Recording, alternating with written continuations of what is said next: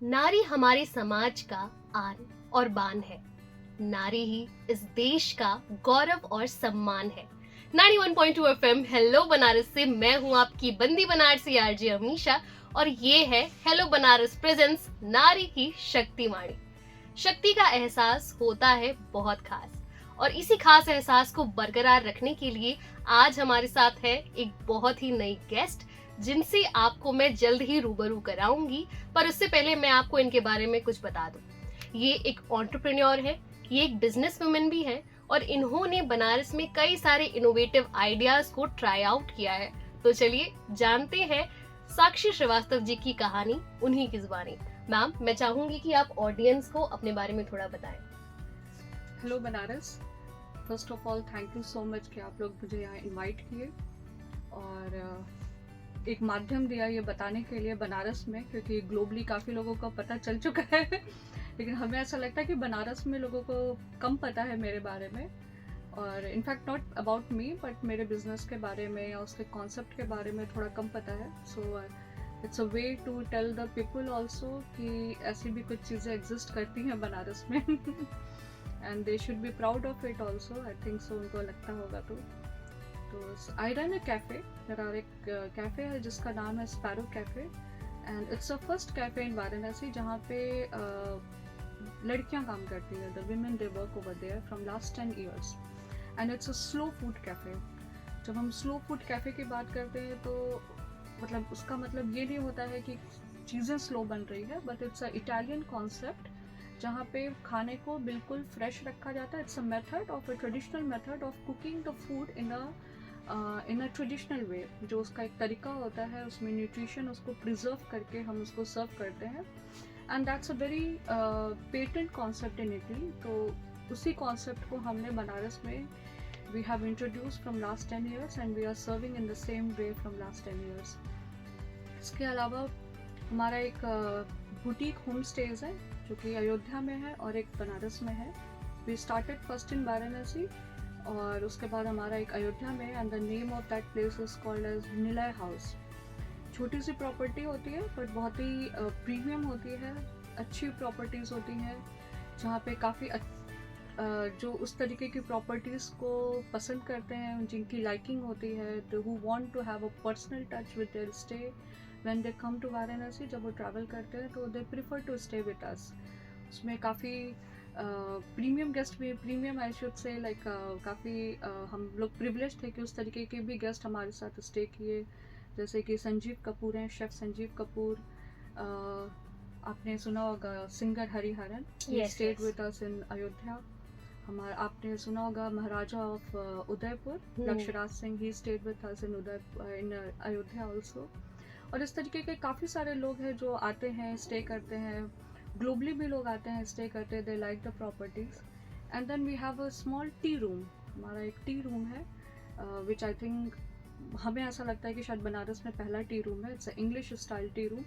जो बुटीक तरीके के टीज़ होते हैं जैसे जैस्मिन टी हो गया, पर्ल ग्रे हो गया, वाइट नीडल टी हो गई, इस तरीके की हम not only from India but world के और भी कोनों से मंगवा के उसको वहाँ पे रखते हैं। People come, they have there, we have a nice collection array of beautiful books from all over the world. लोग आते हैं, पढ़ते हैं, they have their nice times with the tea, with the cakes, homemade cookies, इस तरीके की चीज़ें होती हैं and they enjoy it sitting over there. तो अभी तो हमारा यही बिजनेस है और मैम, मेरा सवाल आपसे ये रहेगा कि जो आपका वेंचर है स्पैरो कैफे, इसका नाम तो यूनिक है ही और प्लस इसका जो कॉन्सेप्ट है वो भी यूनिक है। तो एक सवाल में दो सवाल है कि पहला कि स्पैरो कैफे के नाम का इंस्पिरेशन कहाँ से आया और दूसरा कि ये कैफे आपने कैसे स्टार्ट किया, क्या आपकी जर्नी रही? ओके, स्पैरो कैफे को नाम स्पैरो देने का एक बहुत बड़ा रीज़न था कि बनारस में तो नहीं, लेकिन आप जब कहीं और ट्रैवल करेंगे, especially if you go to Kerala और सदर्न इंडिया, अब तो धीरे धीरे काफ़ी ये पॉपुलर हो रहा है।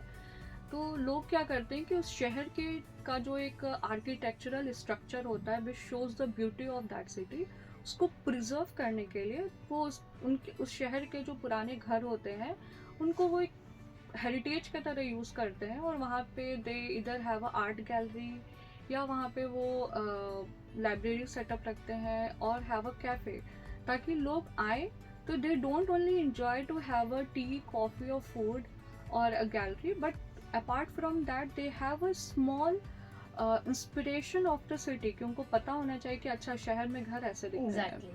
तो द स्पैरो कैफे इज जो हमारा एग्जिस्टिंग प्लेस है, that's inside almost 80 year old house.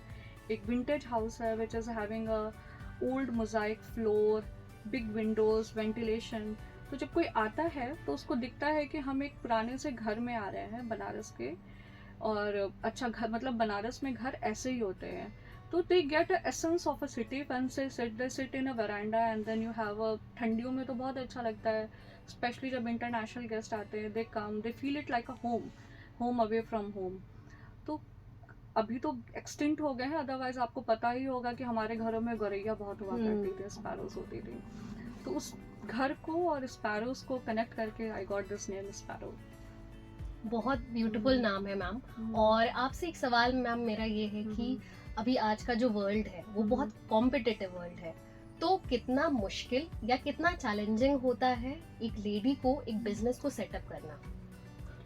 अभी तो काफ़ी इजी हो गया है, आई टेल एवरीवन, अभी बहुत इजी हो गया है। If I am just talking about Varanasi, बाकी शहर की हम नहीं बात कर रहे हैं। If I talk about Varanasi and specially if I talk about the Purvanchal, तो 10 साल पहले वो चीज़ नहीं थी जो अभी हुई है, बाई गॉड ग्रेस, और जैसे भी हुआ है चेंज। 10 साल पहले बहुत टफ था to C a women entrepreneur, that was very different condition. अभी तो बहुत चेंजेस आ गए हैं। पहले हम अपने कैफ़े 8:30 तक क्लोज करते थे, now we keep it open at 9 o'clock, 9:30, sometime we extended it 10:30। पहले लड़कियां जो जॉब करने आती थी, for them it was challenging कि वो अपने पेरेंट्स को कन्विंस कर पाएँ कि हाँ हम एक कैफ़े में जॉब करने जा रहे हैं, क्योंकि प्रॉब्लम उनकी भी नहीं थी, लोग भी अवेयर नहीं थे कि अच्छा कैफ़े जैसी भी चीज़ होती है। 10 साल पहले बनारस में कैफ़े इतना पॉपुलर नहीं था, very small chunk of people used to go to the cafe, youth में भी उतना पॉपुलर नहीं था। ओनली द एलीट क्लास जो होती थी वो जाती थी, जिनका एक्सपोजर बहुत था वही लोग जाते थे। अभी क्या, through medias, through other people coming to Varanasi, अब यूथ भी जाता है कैफे, बहुत अच्छा लगता है देख के। तो 10 साल पहले चैलेंज था, नाउ आई से इट लेस। चैलेंज तो है किसी भी बिजनेस में, लेकिन comparatively it is lesser what it was 10 years back. अभी क्या है कि अभी तो बहुत अच्छा लगता है कि बहुत सारी ऐसी जगह है जहाँ पे लड़कियाँ रात में 10 बजे के बाद भी काम कर रही होती हैं। तो that has changed a lot in that perspective. तो 10 साल पहले तो चैलेंजिंग था फॉर श्योर। पर्सपेक्टिव में शिफ्ट तो आया है, बट आई बिलीव कि जो शिफ्ट है वो हमेशा और भी आ सकता है, बिल्कुल और बेहतर कंडीशंस बन सकती हैं बिल्कुल जो नए बिजनेस हैं उनको ब्रीड करने के लिए। हाँ। और मैम जैसे हमारा जो कॉन्सेप्ट है, जो हमारा थीम है, वो है नारी की शक्तिवाणी। हाँ। तो एक जो गोल्डन मैसेज आप देना चाहें, या एक जो सवाल इसमें एक एड ऑन सवाल वो ये भी रहेगा कि आपके हिसाब से एम्पावरमेंट क्या है? मेरे हिसाब से विमेन एम्पावरमेंट, हम उसको सिर्फ फिनेंशियल पर्सपेक्टिव से यूजुअली जज करते हैं, और या फिर हम फ्रीडम के पर्सपेक्टिव से जज करते हैं, जो कि एक बहुत ही नैरो कॉन्सेप्ट है, ऐसा कुछ है नहीं। एम्पावरमेंट किसी भी चीज़ में होता है, कोई होम मेकर बन के भी एम्पावर करता है अपनी फैमिली को, कोई जॉब करके भी करता है, कोई बिजनेस करके भी करता है। सो एम्पावरमेंट मीन्स यू, आप एक ऐसे सिचुएशन पे खड़े रहिए जहाँ पे आप कुछ कहना चाहते हो तो लोग उसको सुने, समझें। वो शायद आपके घर में आपके पेरेंट्स भी हो सकते हैं, बच्चे भी हो सकते हैं, सोसाइटी भी हो सकती है, वर्ल्ड भी हो सकता है, कुछ भी हो सकता है। तो इस तरीके की एम्पावरमेंट का मतलब ये होना चाहिए। और कभी कभी देख के बुरा भी लगता है कि sometimes I see the youth, specially जो लड़कियां होती हैं, they have taken this word empowerment in a very negative way. उन्हें लगता है कि एम्पावरमेंट का मतलब होता है स्मोकिंग करना, तो हैंग आउट्स करना unnecessary. I don't think this are the empowerments. Empowerment मतलब होता है you have to be in a situation जहाँ आप अपने आप को प्रूफ कर सकें। आप जो भी जॉब कर रहे हैं, जो भी लाइफ में एक्टिविटीज़ को हैंडल कर रहे हैं, उसको अच्छे से करें, कॉन्फिडेंटली करें, without hurting anyone, without cheating anyone. और बस यही होता है एम्पावरमेंट का तो मतलब। बहुत बहुत अच्छा लगा मैम आपसे बात Thank करके, you. एंड आई विश कि ऐसी ही हमारी जो कॉन्वर्जेशन है वो फ्यूचर में भी हमारी ऑडियंस को सुनने के लिए मिलते रहे, क्योंकि नवरात्रि के बियॉन्ड भी जो टाइम है, हर दिन हमें मोटिवेशन की ज़रूरत होती है, हमें इंस्पिरेशन की ज़रूरत होती है। तो जब ऐसे लोग हमारे शो पे आते हैं और अपनी Thank बातें you so बताते much. हैं तो एक वाइड ऑडियंस तक वो चीज़ पहुंचती Thank है। you. सो दिस वाज साक्षी श्रीवास्तव जी, ये एक सक्सेसफुल बिजनेस लेडी हैं, ये एक एंटरप्रेन्योर हैं एंड आई होप कि इनका जो मैसेज था कि आप अपने ड्रीम्स के लिए अपना 100% दें और एम्पावरमेंट को नेगेटिव सेंस में न लेकर जा करके उसको एक पॉजिटिव टच दें। तो अपनी कॉन्वर्सेशन को कंक्लूड करते हैं यहीं पर। मैं मिलूंगी आपसे जल्द ही, तब तक सुनते रहिए 91.2 FM हेलो बनारस। ये है पक्का बनारसी। 91.2 FM हेलो बनारस, पक्का बनारसी। पक्का बनारसी।